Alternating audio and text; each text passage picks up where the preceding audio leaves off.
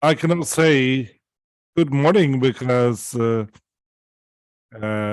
Lisa is late at night already. So, distinguished Lisa, please let us welcome you on behalf of the team Thank you very of the much. educational platform called SCLUD. We're having our international webinar series, Educational Environment Without Bullying, International Approaches to Prevent Bullying. Our international webinar series, as you know, is organized at the educational online platform called the SCLAD for International Dialogue of Professionals in Education. And as you know, we're always open for cooperation, for sharing new ideas. So we make conferences, develop and record online courses. We organize webinar series, and other events, and we are doing events not only offline but also online, and we launched the project in the COVID time, so we had to move to the online environment. We thought that would be temporarily, but there's nothing more permanent than temporarily things. So our online platform is still open, and we're working on it because we understand that such a number of people, like over 30,000 people, that have participated in our online projects in 3 years, we wouldn't be able to hit this this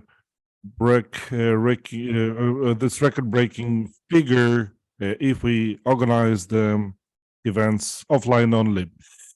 We are organizing this event in cooperation with the Public Association of International Academy of Sciences, Ecology, Engineering, and Pedagogy of Kazakhstan, and we appreciate this public foundation for facilitating this, and we appreciate our colleagues from Kazakhstan and other countries who have joined us today. We have made a profile of a typical participant of our event, and we can see that among us we have psychologists, teachers of universities and schools, administrators of schools, of preschool institutions, managers of educational institutions, and all those who find this topic relevant for them, and those who utilizes this practice.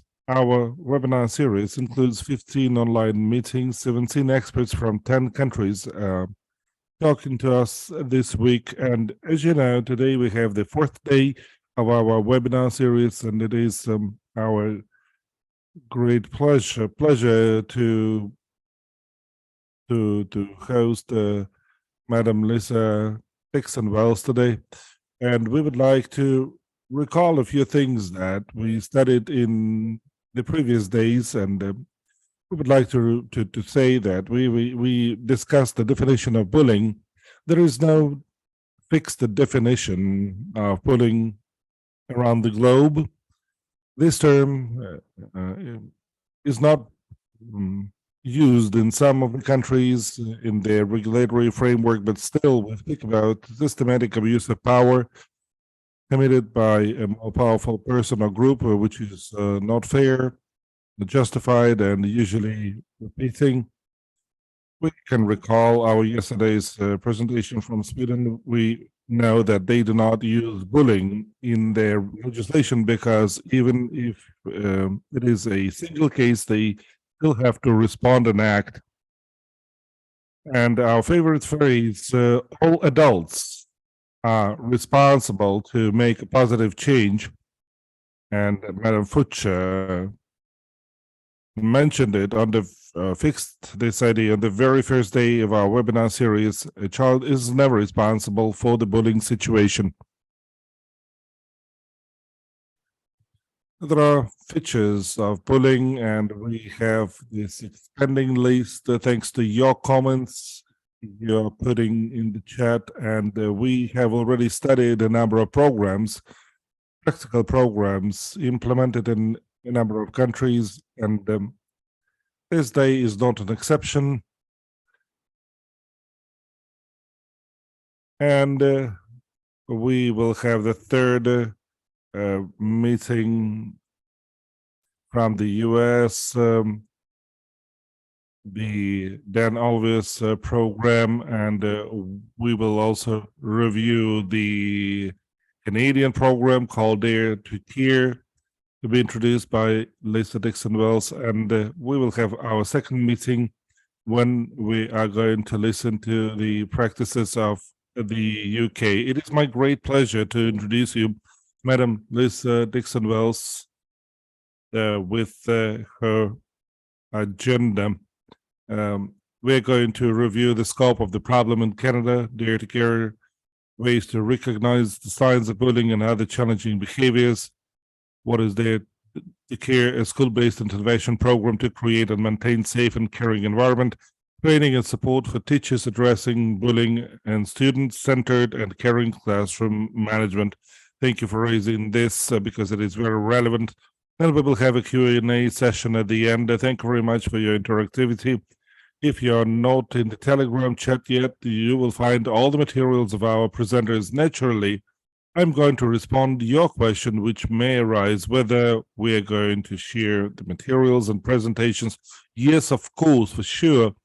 And all the presentations and recordings will be available to you, but in the Telegram chat, in the chat board of our platform, you will see this immediately and fast. So within 24 hours, you'll be able to read it and watch it all. Before passing the floor to Lisa, I would like to remind you about the technicalities.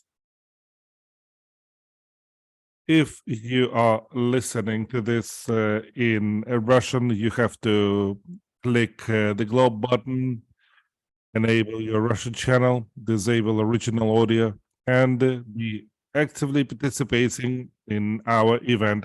It is my great pleasure to pass the floor to Lisa Dixon-Wells. Good evening, Lisa. Good evening and good morning to most of you. Thank you very much for having me. It is still Wednesday, February 22nd in Calgary, Alberta, Canada, where I'm coming from. And it just happened to be what we call in Canada Pink Shirt Day, which is our national awareness around bully prevention. So this is a very timely presentation for us. A little bit of background before I jump in. I started out as a school counselor in some very, very difficult kindergarten through grade 9 schools. And it was during that time that I realized that a lot of the issues we were dealing with as counselors and educators was the issue of bullying. But back in the early 1990s, when I started as a school counselor, there were no programs, there was no support, there were no resources around bully prevention. So I went back to university and did my master's in educational psychology, and my whole focus was on comprehensive guidance. So how could I, as one person, have the biggest impact in the school? And I chose bully prevention as the impact that I wanted to have in the schools. So Dare to Care has been working in schools throughout Canada since 1999. And just on a side note, in 2018, we also adapted our program, expanded into the world of amateur sports. So working with coaches and athletes and parents and officials as well. But today's presentation is really about bully prevention in schools. So I'd like to start with sharing the scope of the problem in Canada. And I really do believe in looking at statistics in a lot of other countries that Canadian statistics are quite similar to those in Australia, the UK, United States, and several other countries. But what we're dealing with in school is roughly 15% of the kids in school are targeted on a near daily basis. So 15% are experiencing bullying behavior, whether that's in person or through cyberbullying. I do want to say, though, there's a lot of very frightening statistics out there that says that 90% of kids are bullied and 80% of girls are sexually harassed. The thing is, those percentages or those stats are based on the wrong definition of bullying.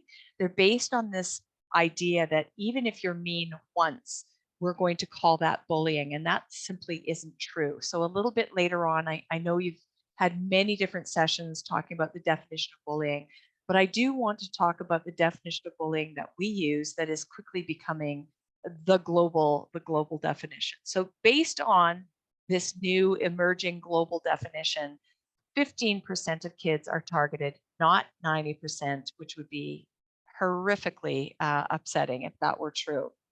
Then the next percentage we deal with is those individuals, those students who are actually displaying the bullying behavior.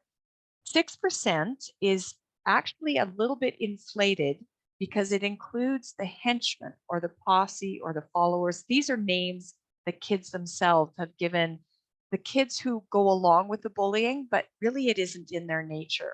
They're hanging out with the ringleader who is dictating the bullying behavior, and they're going along and doing the bullying behavior, but they feel remorse and they feel guilt. They don't like doing this.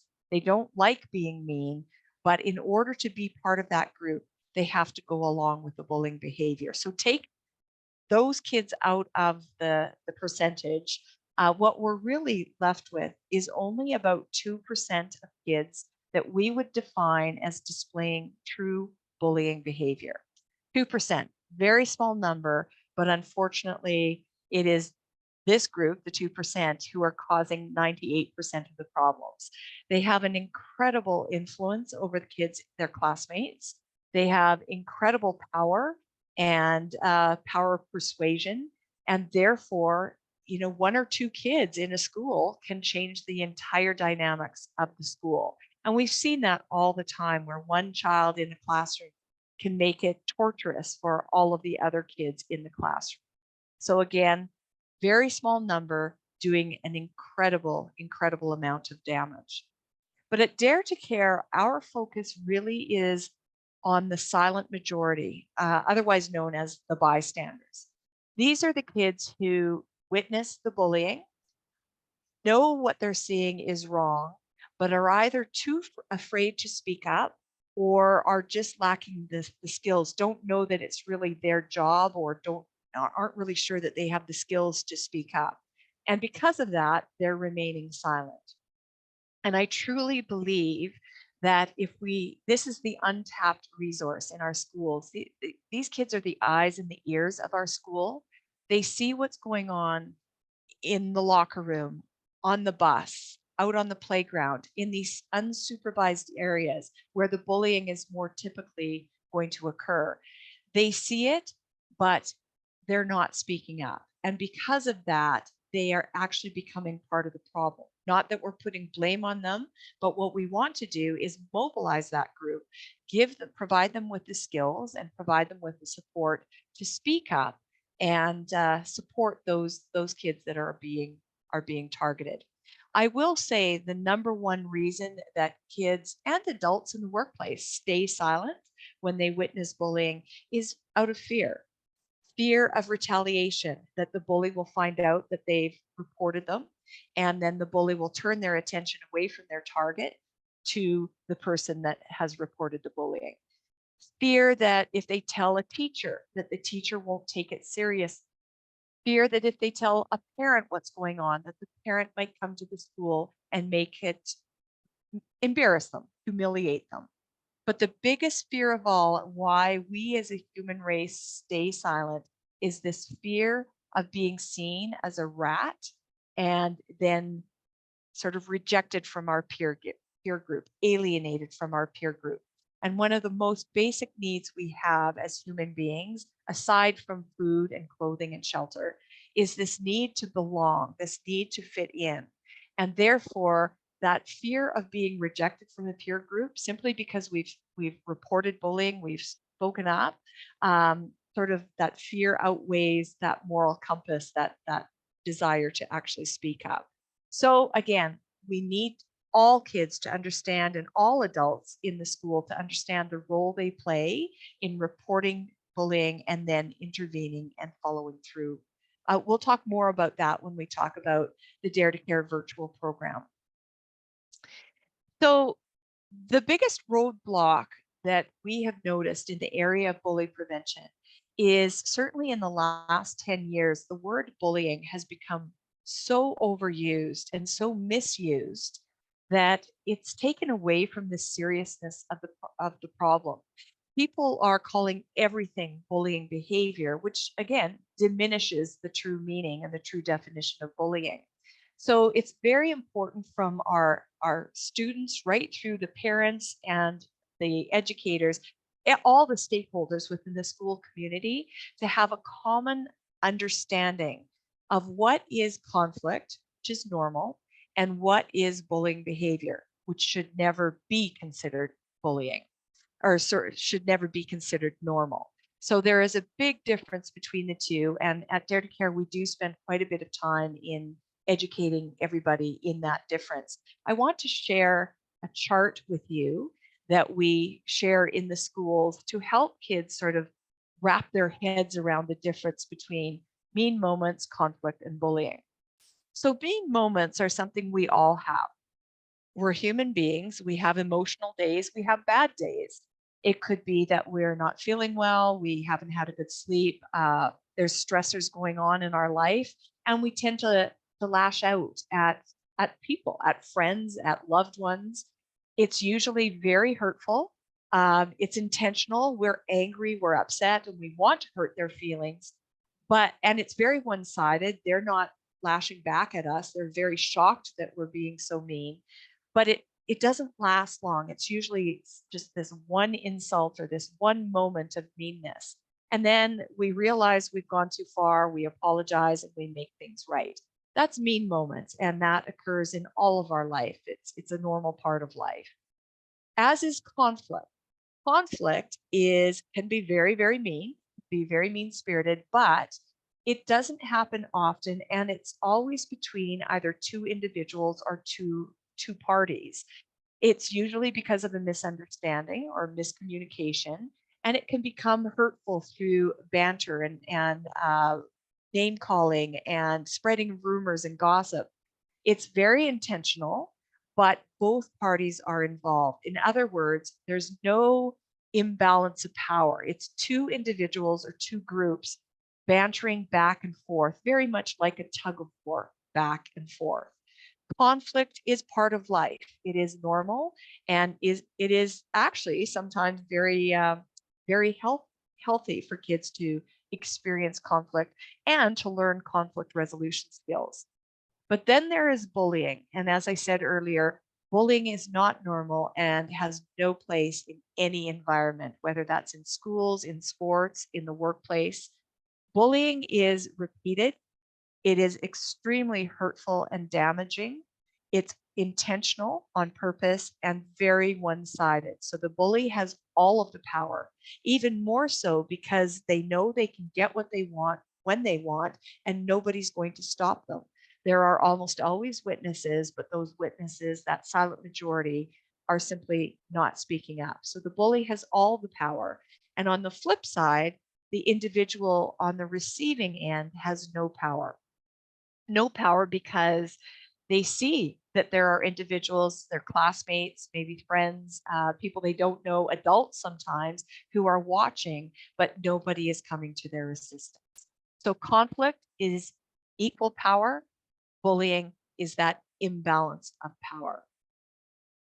So the definition of bullying that we use at Dare to Care, and as I said, is quickly becoming more of the global definition of bullying, really consists of three bullet points. The first one, targeting an individual or a group with repetitive and intentional negative actions. So the repetitiveness is something that as educators, administrators, we can measure through documentation and at school having proper reporting measures for students and parents to report the bullying. We can start to see a pattern of behavior. If a child is repeatedly being mean-spirited or negative towards individuals, we typically say, and this is just to give kids sort of a time frame for them to understand when it's switched over from conflict into actual bullying, we typically say if somebody is being mean-spirited for a week or longer, we should no longer be looking at that as normal conflict. That has probably now stepped into the realm of bullying. And as adults, we do need to investigate and to intervene. The intentional side of it is very difficult. We can't measure it because if you ask the intent of a bully, none of them are going to admit to intentionally hurting someone. They're very masterful at denying what they've done. They're very masterful at spinning the truth, and they're very masterful at being charmers when they need to be. So you won't get the intention out of the bully. What you will get, and what as educators we need to be very, very aware of, is the impact the bullying is having on the target. So are they all of a sudden becoming isolated, hanging out by themselves? Their attitude is changing. They always seem to be very, very quiet in class. Their personality has changed. And there's lots of signs and symptoms to watch for it at home as well. So the impact on the target is what we need to be aware of, not necessarily the intention of the bully, because we won't get the truth from the bully. I am going to talk about in a few minutes one group of kids that I feel are the most misunderstood, mislabeled kids in our school systems, and I would say worldwide. I call them provocative children. And these are kids who often irritate others and aggravate others and annoy others. And because of that, they're often labeled as a bully, but they really are not. These provocative children are a group of kids who are lacking in social skills. Now, I'll expand on that in a few minutes. And I think it's very, very important to have that conversation as educators and to be aware of these kids because, again, they're often mislabeled as bullies when really what they're lacking is social skills. So we'll get to that in just a moment. But our second bullet in talking about bullying behavior or defining bullying is that imbalance of power that we've already talked about. That imbalance of power that makes the target feel pretty much helpless to defend themselves and over time helpless to make any sort of changes. So again, the bully has all the power. The child or the individual who's being targeted has almost zero power simply because of the lack of support and that fear of speaking up and the retaliation that will happen if they do speak up. So the last bullet is in terms of defining bullying is unequal levels of affect. Affect is emotion. In normal peer conflict, there is emotion. Children who are having conflict, often the emotion could be anger or frustration, or one is crying, or one is very belligerent. As educators, at least that emotion draws some attention to the conflict. And kids, once as adults, we calm them down and help them regulate, they're actually really good at resolving the conflict and moving beyond that. It's just that the emotion gets in the way for them. I wish it were like this with bullying. However, when it's a bullying situation, the child who is on the receiving end learns quite quickly to suppress that emotion. They hide that emotion because they learn quite quickly that if they show anger or frustration, that or if they show tears, that's just one more reason for the bully to target them, to humiliate them. So they internalize all of that emotion, and unfortunately, that emotion is not going away. It is building, it is manifesting into all sorts of situations that could be lack of focus, anxiety, sort of obviously mental health issues around depression, isolation, not wanting to go to school, psychosomatic headaches and stomach aches. That emotion is going to result in something if we do not intervene and help these kids. The problem is they stay silent. The current stat is only 4% of kids actually report bullying to an adult. So they're suffering in silence. And if we could just as adults see that pain and hear that pain, we would be far more apt to intervene very, very quickly. I want to share a quick story with you. Dare to Care has been in schools for 23 years, and I learned something really, I think probably the first year that I was out working in schools. And it was during a parent session. I was talking about all of this emotion that kids who are bullied are experiencing. Shame, anxiety, frustration, loneliness, every emotion under the sun. And one of the moms in the gym started to sob, started to cry. And she left. About 5 minutes later, she came back into the gym and asked if she could share her story with me.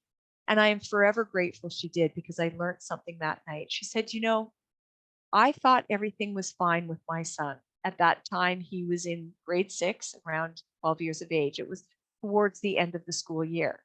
She said, I would ask him the famous question every day after school, how was school? And I would get the famous one-word response that it was good or it was fine. And that was about it. That was about the end of the discussion. Her son came home every day with an agenda, and in that agenda, it would talk about the homework, special events going on, but never did the teacher mention anything about her son struggling with friendships or struggling with uh, being isolated. So it took her by surprise at the end of grade 6 one day when she was getting ready for work. She could hear some crying coming from her son's bedroom. So, like any good parent, she opened her son's door and she couldn't see him, but she could hear the crying. And she followed the crying sound and found her son under the bed, sucking his thumb and sobbing. So, like any good mother, she took him out from under the bed and he finally proceeded to tell her all of grade 4, all of grade 5, and now most of grade 6.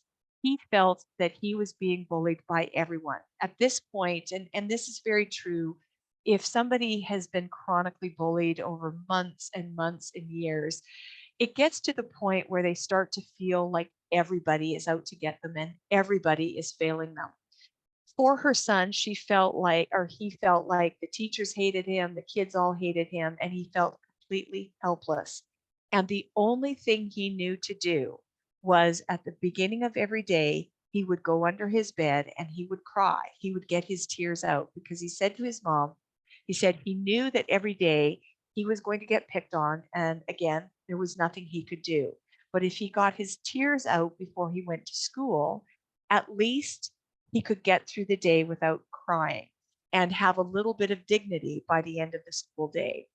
And so it was true that every day he did get through the day without crying, but nothing, absolutely nothing would have changed for that child unless his mom spoke up and worked with the school. So crying under the bed was not going to change his situation at all. I just want to backtrack a little bit, say the sucking of his thumb. Children who are chronically bullied often do go through periods of regression, periods of, childlike behavior. So it could be bedwetting, night terrors, clinginess, uh, social anxiety, or fear of parents being out of their sight.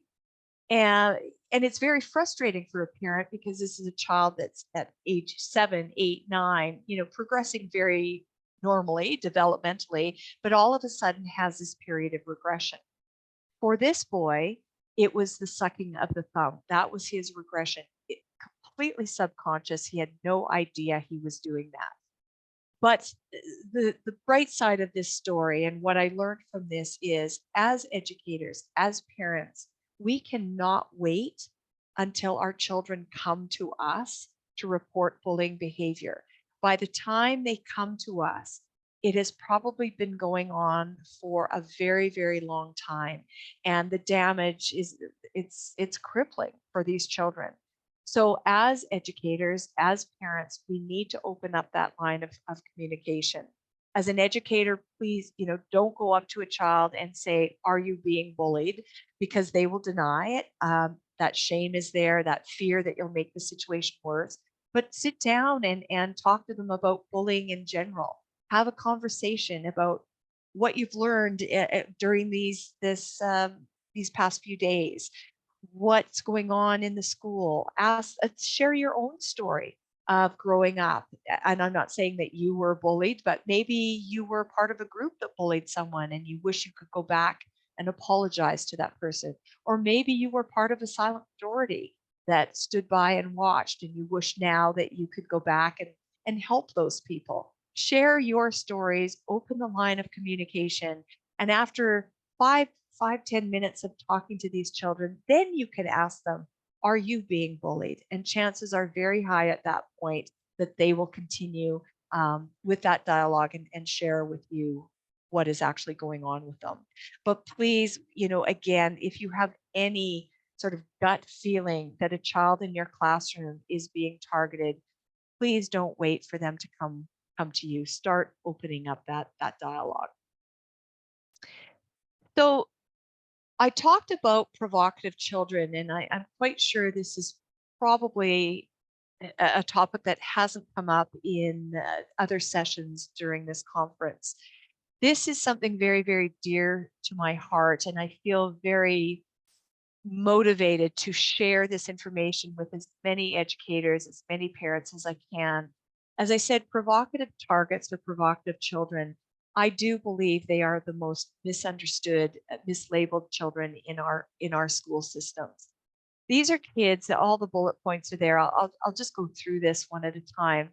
These are kids who are often very, very bright, but not always in the way that school measures academics success. They may not do well in certain subjects, but they are old souls in that they have a lot of information. They have a lot of interest in a lot of areas. Very, very bright. You can have amazing conversations with these kids, but get them into a group setting and it's like they almost fall apart. They become very restless and uncomfortable. And in that restlessness, they tend to not have very good boundaries. So they irritate people, they push people's buttons, they can be very, very annoying, tease people, but the intent is not there. They're just trying to fit in this world that they see as being very, very awkward for them. They tend to fight back in bullying situations, but they lose all the time because they don't have friends that will support them and help them stand up to the bully. So it's like they are fighting this good fight all by themselves. And because out of sheer frustration that nobody's helping them, that nobody's standing up for them, sometimes they end up lashing out physically, and then they're the ones that get in trouble, not the perpetrator, the bully, but these provocative children. I've often said there's two words that are used most often to describe these kids, and one is that they are annoying, and one is that they are weird. Those are the two words kids themselves use to describe provocative children. These dear little hearts, the harder they try to fit in to a group, the more they seem to be rejected because, again, they seem to lack some filters, some self-regulation, and they just can be very, very irritating. And I say that with love because I actually, my son was very much a provocative child. He's 27 now, and we've worked very, very hard on social skills. I would say grade 10, grade 11, grade 12, he absolutely blossomed and is doing very, very well. But if we did not work on his social skills, he would be one of these adults working in the workplace who would be seen as eccentric or odd or weird. So again, my heart is very much with these children. They're very difficult to recognize as being targets of bullying because they're loud. They have loud voices. They interrupt a lot. They always have their hand out. They've got a big presence in the classroom. And when we think of the stereotype of a child that is targeted, we think more often of those very passive individuals, very quiet, low self-esteem, stay to themselves. Whereas provocative children, while they have low self-esteem, they are loud and they do speak up. They make their presence known. So again, often people mislabel them as being the bully. These kids may be diagnosed with ADD, maybe on the spectrum, gifted, nonverbal learning. To me, it doesn't really matter what the diagnosis is. What they all have in common is that lack of social skills. And the beauty of this is social skills can be taught. And parents need to know that they need to look out for resources, whether that's in school or out of school, to help their children with these very, very basic social skills. I would say the two social skills I've seen lacking in every provocative target I have ever worked with.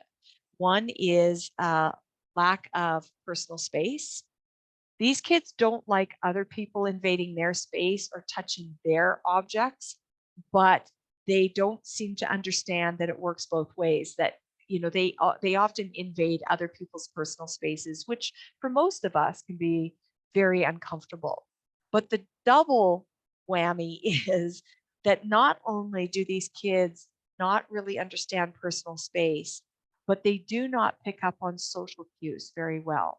So they do not pick up on the body language of their classmates or teachers or other adults. They do not pick up on tone of voice. So when a teacher or a classmate is getting irritated with them, they don't pick up on that tone of voice or that change in body language. And they keep doing what it is that's irritating everyone and end up getting in a lot of trouble. These kids are smart enough to know that they're not fitting in well. But like I said, the harder they try to fit in and just sort of fit in with everyone else, the more they seem to be rejected. And the last point here, what I'm trying to say here, tend to make adults feel like they deserve it. These kids often aren't liked by teachers as well, and parents. And because of that, as a teacher, we might treat them differently or shun them or ignore them. And our tone of voice with them might be a little bit harsh. And the other kids pick up on this, and their thought is, well, hey, the teacher doesn't like this kid, so why should I? And really, what I'm trying to say for educators is if you have a child like this in your classroom, I'm just asking you to try and reframe a little bit and understand that this is a child that is not purposely, intentionally trying to annoy you or annoy their classmates. They're just lacking social skills. And as an educator, to work with the parent to find the best resources for that child, age appropriate resources. Provocative children, I would say, are probably the number one choice of targets for bullies, because bullies want a reaction. They want to have a reaction of anger, frustration, tears, and provocative children, because they have a little bit of trouble self-regulating their emotion. Certainly they provide that entertainment, unfortunately, for the bullies. And I hope there's some questions at the end of this presentation around provocative children. So we'll just keep moving on here. The Dare to Care virtual program is something I want to share with you because it is relatively new after 23 years doing in-person programming in schools. COVID actually forced our hand because we were shut out of schools. We weren't allowed to do our in-person programming for just over 2 years. What we did was shift all of our intention to lifting our program to a virtual platform. And what has happened, we intended it just for COVID and go back to our in-person programming as soon as we were able to. But what we were getting from all of the educators was that this virtual program, because it was allowing teachers to go through the program within the classroom, the intimacy of the classroom, the discussions that were resulted from each of the modules was absolutely brilliant. And the stories the kids were willing to share and the learning they were willing to share that you don't get in an in-person program delivery, like in a gym with 300 kids.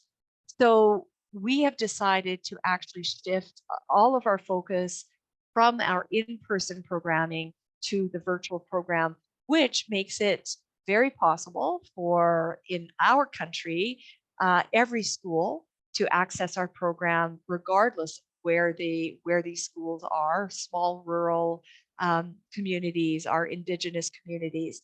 We're launching in the United States right now, and I'm hoping that after I go through some of the modules, that maybe some of the schools in Kazakhstan would like to take a look at the virtual program. What we did was we've always provided education and support for the students, for the parents of the school community, as well as for the educators. So I want to start with the student learning modules. For kindergarten through grade 1 and grade 2, we have 6 learning modules, and none of these modules require any extra work from the teachers. They're all ready-made for you to show in your classroom. And every single module starts with an introduction from either myself or one of the Dare to Care facilitators, and then some videos, and then some activities to anchor the learning for that module. So you can see for kindergarten, grade 1 and grade 2, module 1 is talking about just the basic concept of being kind and bullying behavior versus what we call buddy behavior.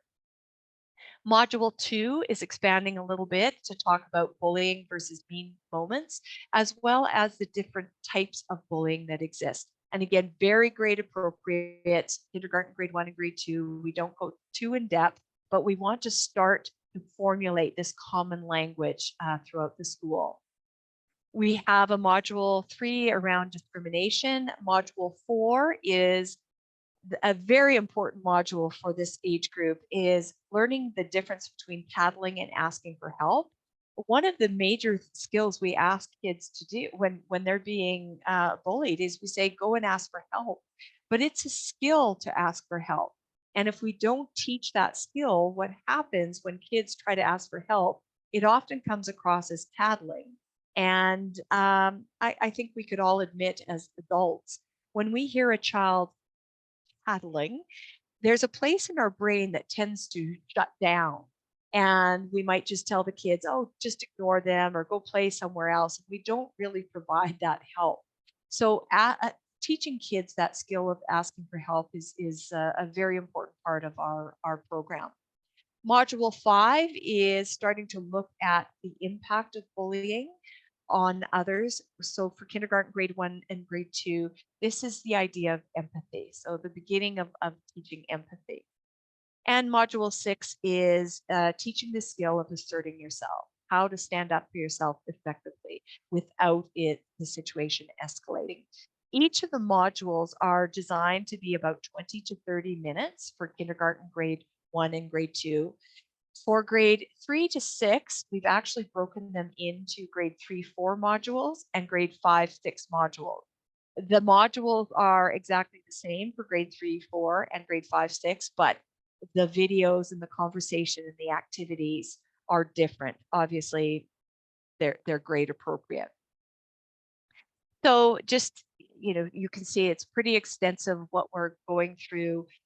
Each of the modules, the types of bullying, the difference between conflict and bullying, silent majority versus caring majority. This is where we're really starting to help kids through visual explanations and activities, help them understand the role they play in speaking up and helping their classmates.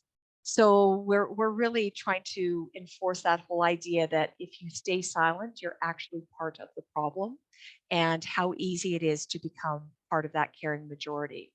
We go into, again, grade appropriate discussion around discrimination and racism. Module 5 is around cyberbullying. Module 6 is the imbalance of power. So again, to help individuals understand what's really going on when there's bullying behavior. Module 7 and Module 8 are our skills, what we call our tool belt of skills, which I'll introduce to you in a few moments. For our grade 7 to 9 students, What we did is we took our full day student day, where we have the grade 7, 8, 9 kids in the gym for the entire day. But what we did is we took that entire day and we broke it into 8 modules. Again, just like the kindergarten, grade 1, grade 2, grade 3, 4, 5, and 6 modules, each module has an introduction from one of our Dare to Care facilitators, then some very professional videos, and some activities to anchor the learning for each of those modules. For the parents, there are 3 modules. Module 1 is helping them, I get that common language around bullying. What is the definition? What are the different types of bullying? The difference between bullying and normal peer conflict. Module 2 is expanding on that idea of our provocative children and also our easy to anger children, so our explosive children.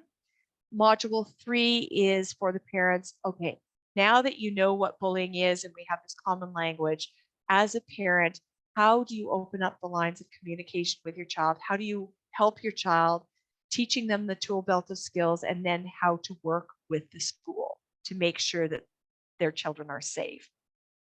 For the professional development modules, the first 2 modules for professional development for the staff are exactly the same as the parent module. And we did that intentionally so that there would be this common language and understanding and no miscommunication.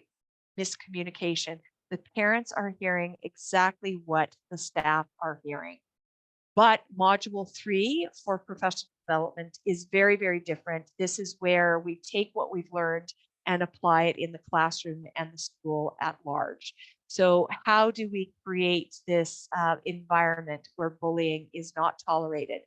How do, as educators, do we take a no-nonsense approach to bullying?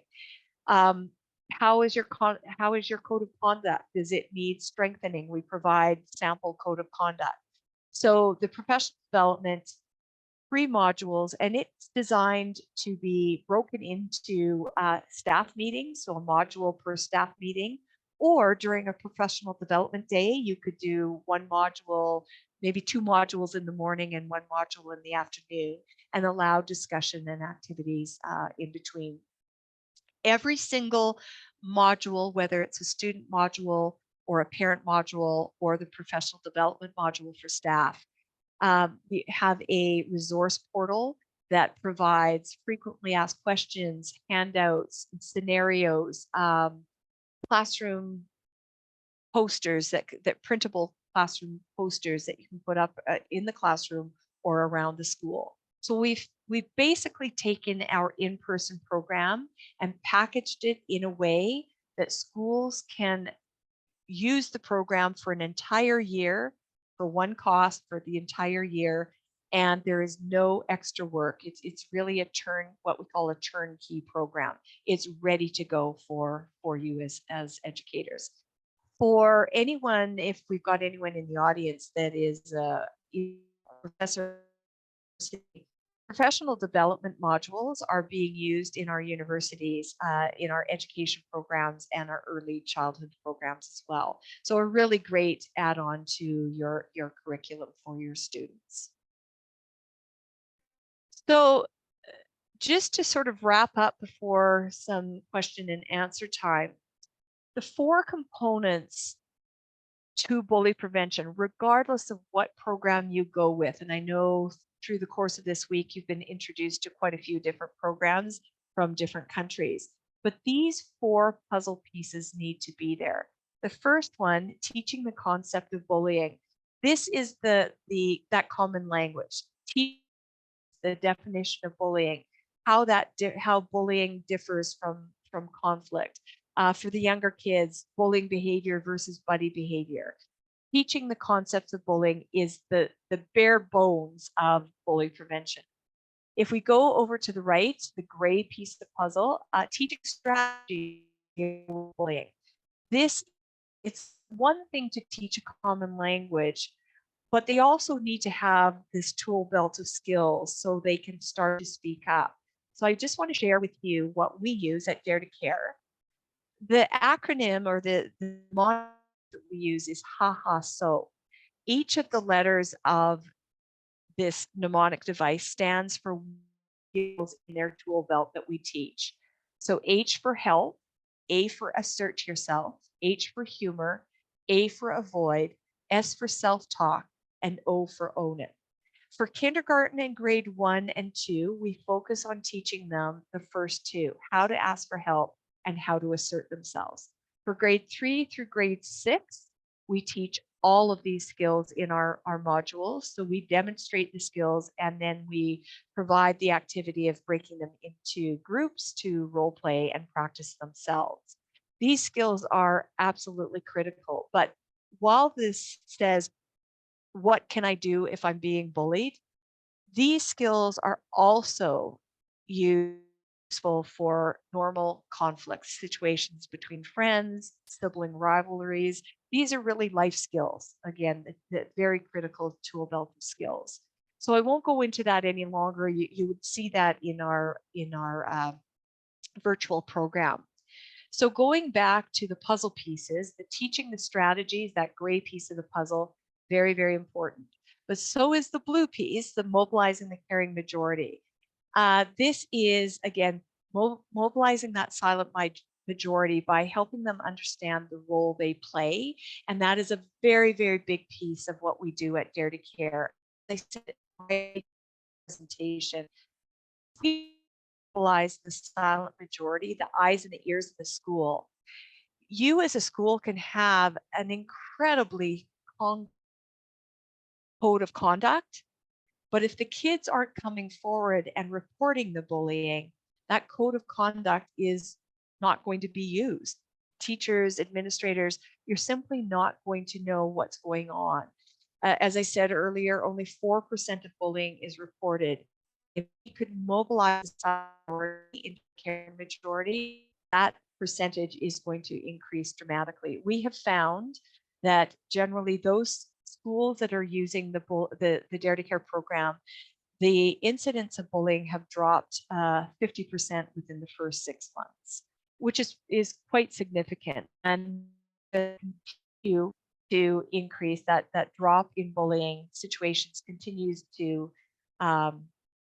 decrease because the whole language around bullying, the skills, it just becomes embedded as everybody plays a role.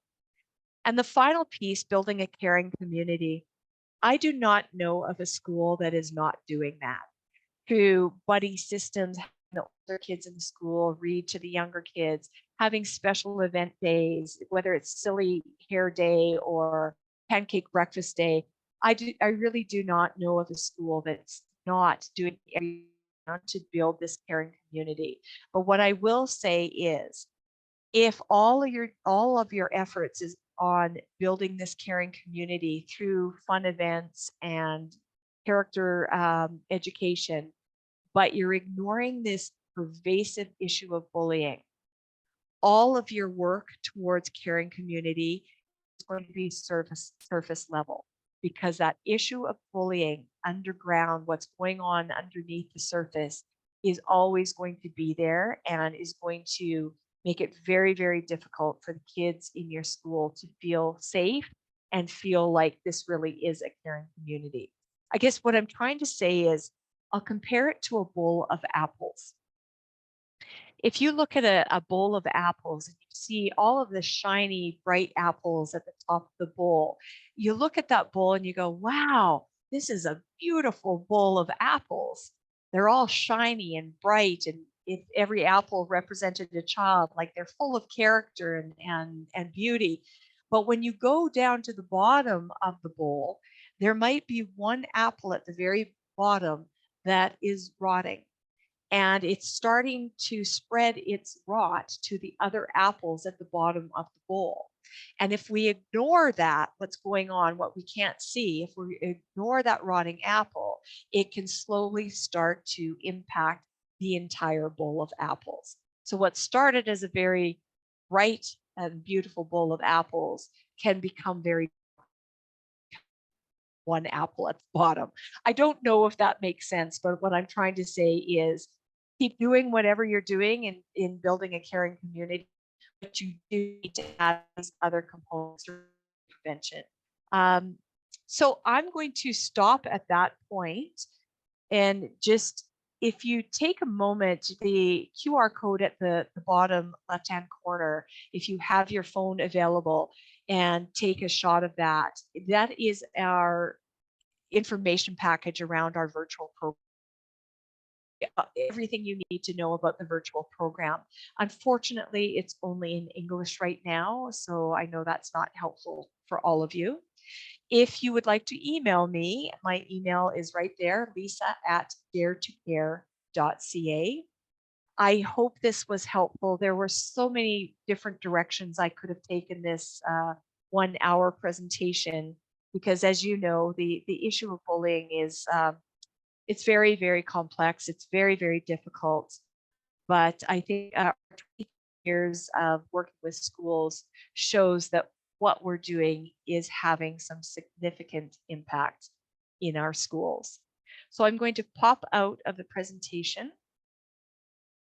and just see if there are any questions or concerns from any of our viewers. Yes, Lisa. Thank you very much. In fact, the program is very interesting, and maybe it's also precious because it is available to a huge number of educators, not only from Canada, but from all other countries in the world. And thank you for making it so well developed for different ages, and it is turnkey.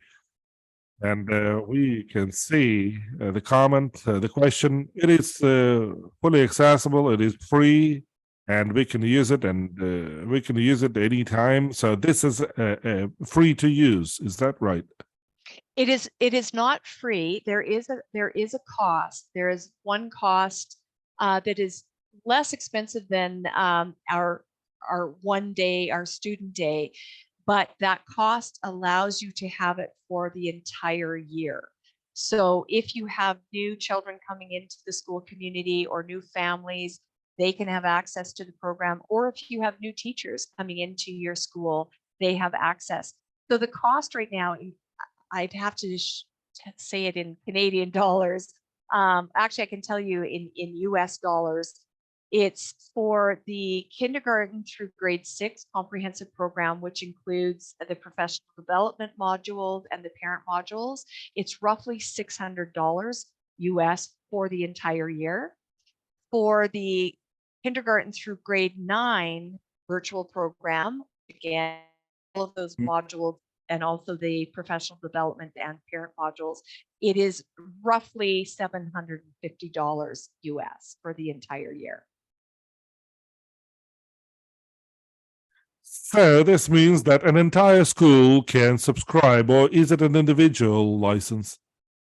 We've got both. If a teacher in a school, the school isn't purchasing the program, but a teacher is having a particular problem with her class, she can purchase it individually. And it's, I believe, $12. It's very inexpensive for individual program. But most of the success of this program is when it's school-wide, where there's that common language and skills built throughout the entire school. So that systemic approach.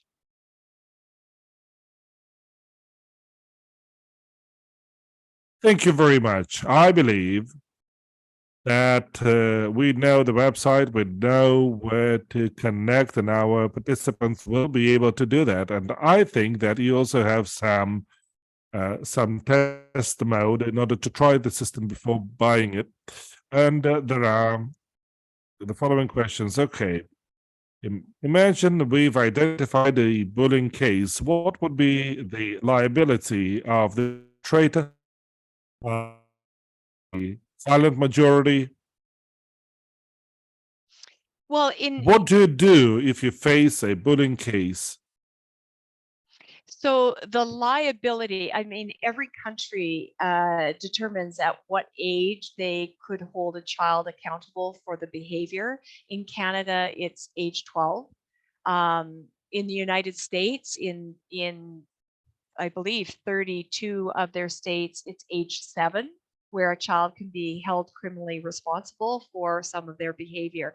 I'm not sure what it is in Kazakhstan, and that would be something, but depending on the severity of the bullying, there could be criminal charges laid. If it's cyberbullying that is, you know, exposing a child sexually, exposing inappropriate photos, if it's extreme racist or hate crimes or threats to somebody's well-being or physical assaults, there could be criminal charges. In terms of the liability of the silent majority, or what we hope to become the caring majority, in Canada, there would be no liability as long as step in and do the best they can. We It was said at the very beginning of this session um, that children should never ever be left alone to deal with these situations. We want the kids to start speaking up, but it is imperative that the adults they go to take it seriously and then start the investigation and take that away from, take it off the hands of the children who are reporting it. So I'm not sure if that answered it, but certainly in terms of criminal offense or criminal charges, that depends on each individual country.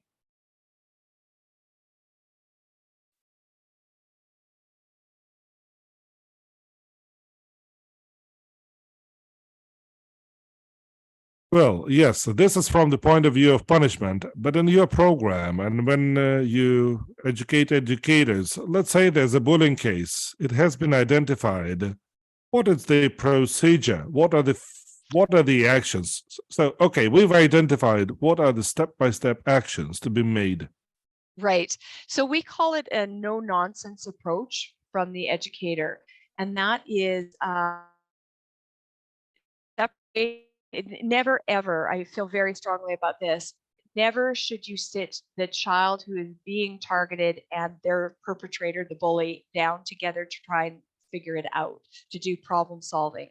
That's okay if it's normal conflict, but when it's escalated into bullying, it is, and that imbalance of power is so great. It's absolutely unfair to sit the two children down. So what we would do as educators is then separate conversations with the child who is doing the bullying and the child who's being targeted. And then the focus is then on, we call it discipline with dignity. How do we start to teach the bullying behavior, how to help them understand that what they're doing is inappropriate and it won't be tolerated. So there are consequences, of course, but not punishment. Punishment does not change behavior. 90 years of research has shown punishment does not change behavior. Discipline is supposed to be a learned experience where the child is learning through maybe doing presentations to other classrooms around the dangers of bullying, reading books about bullying, having conversations with other people who have experienced bullying. So that I think the number one thing is, as a school, your code of conduct has got to have some actionable steps so that a child who, if they've been determined to be showing bullying behavior, that there are actionable steps that the school can take. First step would be that the code of conduct is reviewed with that child, and that we call it, they have to have some sort of learning behavior, writing a report about bullying, child, if that stops the bullying. If not, it goes step 2, where it becomes a little more intense, where the parents become involved and administration becomes involved. Step 3 is where there would be a final warning to the child and to the family that what you're doing will not be tolerated in school. We've given you every opportunity to change your behavior. We can't change your behavior at home, but we can certainly hold you accountable here at school. And if you don't change, this is your final warning. And then that means on the fourth, if there's a fourth incident, the school or the family has got to find alternative education. The children have a right to an education, but it doesn't have to be at school. It could be homeschool, it could be cyber schooling, it could be alternative schools. I think, and again, I feel very strongly about this.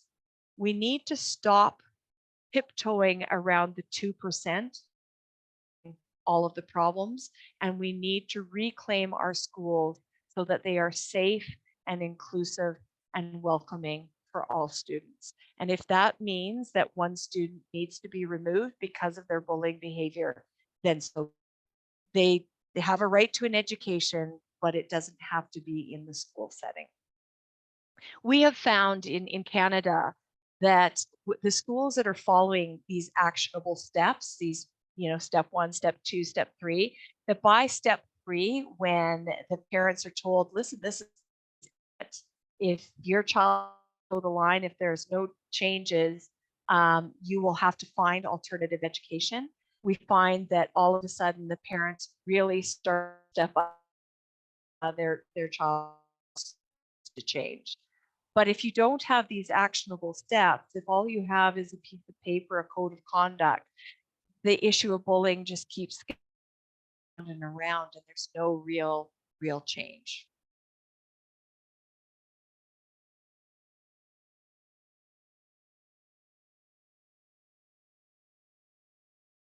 Thank you, Lisa. These are very interesting steps, and I think that many of us will use it. There were 6 non-reactive skills. Maybe you could dwell on them, please. Sure. More detail. So, so each of the skills, and I'll do this in a very condensed form, but first skill is how to ask for help. I said earlier when we were talking about kindergarten, grade 1 and grade 2, but really this is true of any age. When kids are upset or angry and we say, well, go and ask for help, they attempt to ask for help, but because their emotion is so high, that request for help often comes out as so asking for help is really 4 steps. The first step the child needs to learn is to stay calm. Second step is that the first 3 words out of their mouth should be, please help me. Because as an adult, it's very hard to ignore a child when they come to you and say, please help. So that opens up the mindset of the adult to listen. So please help me. Then their third step in asking for help is to give detail. It's not enough for them to just say he's bugging me or she won't sit with me. They need to give some detail, like who's involved and what they're doing. And then the fourth step is to give some kind of idea of time frame, how long this has been going on for. And the kids don't have to be exact, the exact day it started, but just sort of a time frame so their teacher can see, oh, wow, this has been going on repeatedly. This has been going on for more than a week. We need to take this seriously. So asking for help is those 4 steps. The A for so is assert yourself. Yourself. I ask kids all the time, how many of you have been told to stand up for yourself? And every hand goes up. They've all been told to do that. But when I ask them, what does that mean? They don't really know.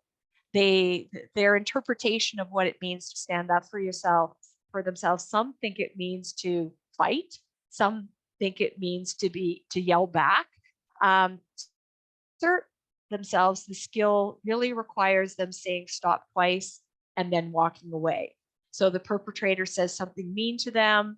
They say, you need to stop. And they need to say that with confidence, knowing full well that the perpetrator is not going to stop. They're probably going to turn around and say, well, going to make me, or oh, is a poor baby going to cry? They're trying to agitate the individual. So that person, when the perpetrator says the second mean thing, they say it again, you need to stop. And then they turn and they walk away. No rolling of the eyes, no body language to give away the fact that they're upset, they just turn and with confidence walk away. And if they have to, they approach an adult, and the first 3 words out of their mouth are, please.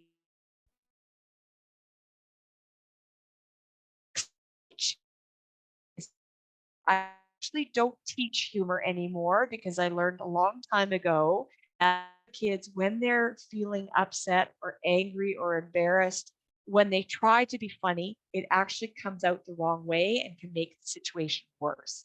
So H for humor and the last O for own it actually go together. I'll get to own it in a moment.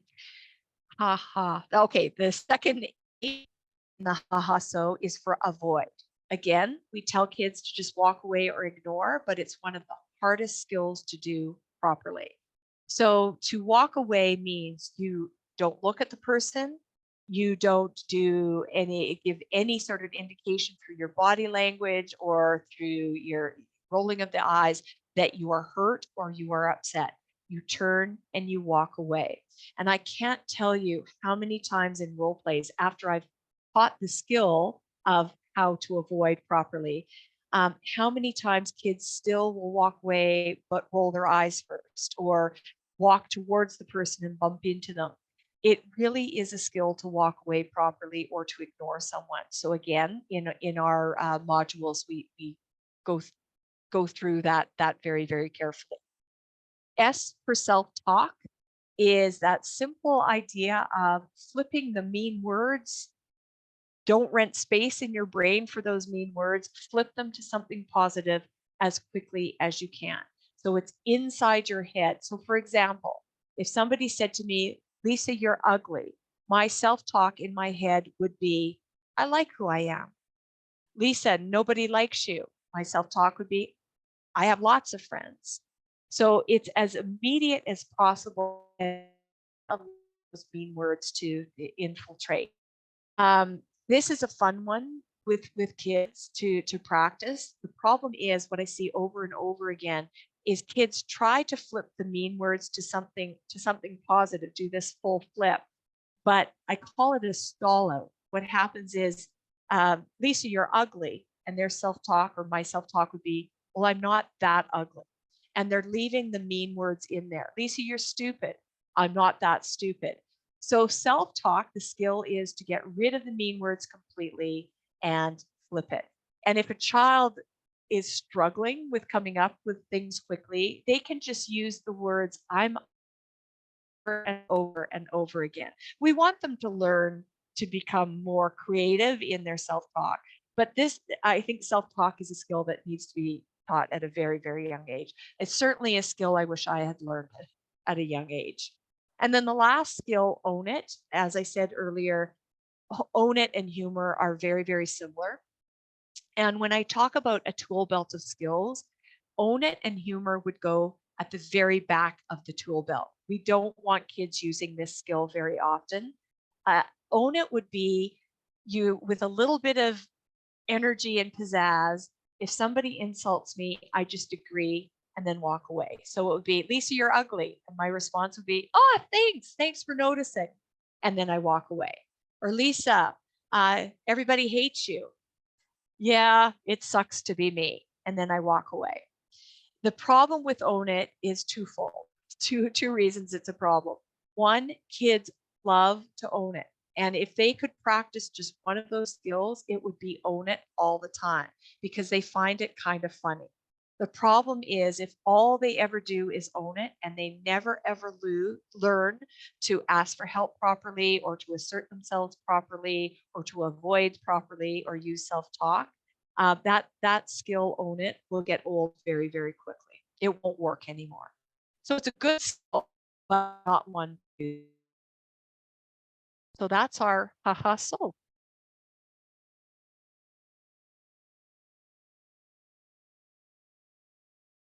Thank you very much. You're welcome. It is very interesting. And Lisa, there's one more question. Provocative children, can they be bullies afterwards? It would be very, very rare to find a provocative children that actually can turn 180 degrees into a bully. And the reason is self-esteem. Throw away anything you've ever read that says that people who bully have low self-esteem. That is a myth. They have a very inflated self-image of themselves. And I'm talking about the 2%, the true bullies. They have a very inflated sense of self and who they are. And why not? They want when they want, they have all this power. Provocative children have a very low self-esteem. They're lacking social skills, and because of that, they don't have a following. They don't have their henchmen that do the dirty work for them. So I don't know if I've explained that well enough. A true bully always has followers that help support them. A provocative child does not. They're lucky to have one friend and to hold on to that friend, and they have extremely they will, which is why often they're labeled as bullies. But I'd be very careful as educators when you're at the beginning of the year sort of trying to identify who you need to watch in the school. I would be very careful to identify your provocative children and make sure that they don't end up on the bully list. I'm not saying they can't become bullies, but it would be very rare to find that.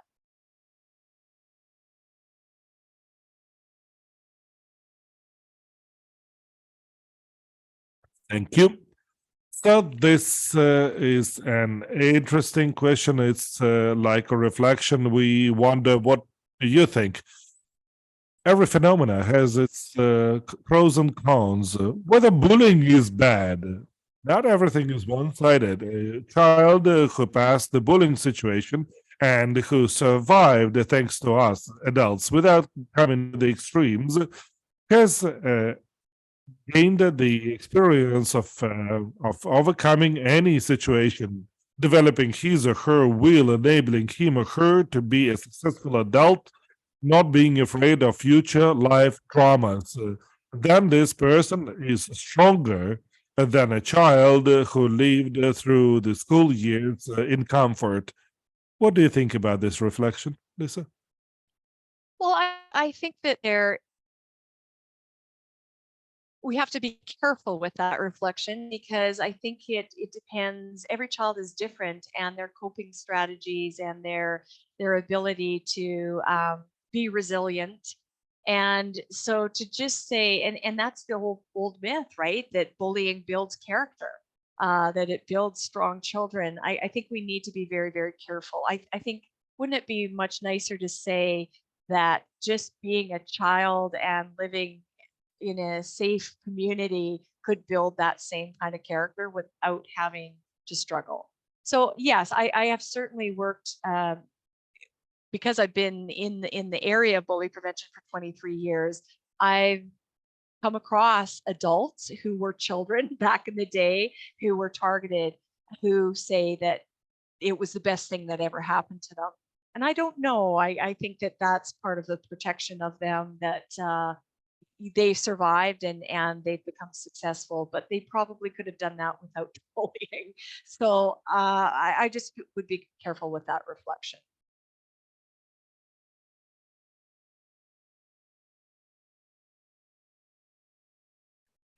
Thank you for answering this way. And indeed, the surveys prove that the myths around bullying existed when there were no surveys, and the latest surveys indicate the harm caused by the victims of bullying, and we can see that the situation is totally opposite. The question is what a child should do if the perpetrator won't let the child go. Let's say you say you stop it, you turn and you go, but the perpetrator won't let you go. And that is certainly a situation if they're surrounded by the perpetrator and the perpetrator's, so-called friends. In that case, a child's got to do whatever they can to draw attention from an adult. But I do want to add to this and say this just underscores the importance of mobilizing the children who are walking home or on the bus with that child, that when they witness that they are willing to step in and strengthen numbers. So again, by mobilizing the kids, I'm not saying that all the onus is on kids to fix the problem, but by stepping in and taking that child out of that situation and taking that child to an adult who can then follow through. That untapped resource, though, that silent majority is really, I believe, the key to bully prevention, mobilizing that group.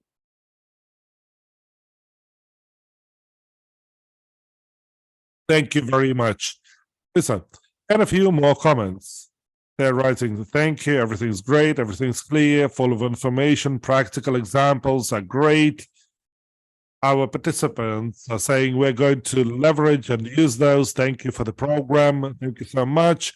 So in the chat, people are expressing their gratitude to you. And I do know that this is already close to 11 p.m. in Calgary. So thank you so much for our late hour meeting. We appreciate our participants for the early morning meeting. Thank you for your program. Thank you for making it available. And we hope that you will soon see Russian language users. There was a question whether you have translations. You've answered the question that you don't have it. So I believe today we can use AI translators for reading it, and we would like to say that we are very happy that you are still back in February 22, when it's the day of preventing bullying. This is a hallmark day. So thank you very much for your recommendation, for sharing your experience, and thank you for your work. Oh, thank you so much for having me. And anytime. This was a wonderful experience for me as well. So thank you, everybody.